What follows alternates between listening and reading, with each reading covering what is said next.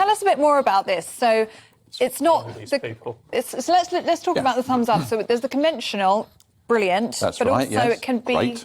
misconstrued as perhaps... Apparently, I mean, I'd like to self-identify as not being in Gen Z. I want to make that clear at the start. So I want to make that clear. But yes, apparently a lot of people in that generation regard it as a slightly aggressive gesture. Why? How can they be thinking that? Well, they obviously use it. The thing is, communication is about receiving a message in the way it's intended to be sent. And they receive it in a completely different way to the way most of us do. That's their fault, then, isn't it? Do you know what, Well, yes, it is, but that's how communication works, isn't it? Do you know what, though? I can actually agree to some point, because I have been known to use it in a row on Well, there we are, you see. You go, oh, good one, you know, that kind of thing, like sarcastic. Yeah, it does happen. It can be used like that. I mean, there are hundreds of thousands of emojis, and they all mean different things to different people. So if you use one, you've got to be careful that the person who receives it understands it in the same way. But I mean, it just seems odd that emojis are getting hammered for this, because we've all been, even back in the day, we've all been in that situation where you've sent a text message to someone and they have completely misread it because they're not seeing your face as you're typing. We've all done that. You're quite right. Yeah. We have, yeah. Yeah, so this is only then the same thing. It is, but if you explain it in words, as long as you put words in, I mean, you might, autocorrect might change the words a little bit, but that happens too. But if you use an emoji, somebody can misinterpret it. My advice is just try and avoid them. Yeah, but also things like a heart.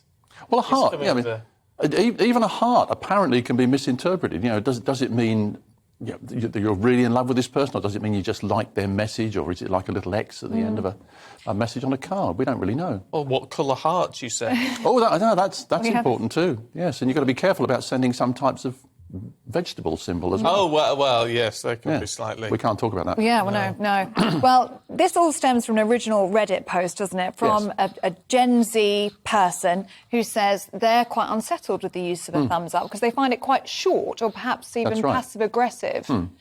So... I'd send them... that particular person, I would send a snowflake emoji to. Well, there you are, you see, so you do know how to use them, don't you? But then if you're speaking to someone who is much older on text, it can sometimes be a bit... Like when I text my mum, she often just replies a kiss or a heart or something because it's quicker than sitting and texting. Yeah. And it's a Nothing speed wrong with that thing, isn't it? It's a speed thing. But where Gen Z perhaps are on their phones all the time and a lot quicker, they're like, well, what have I done wrong then? That you've only just sent...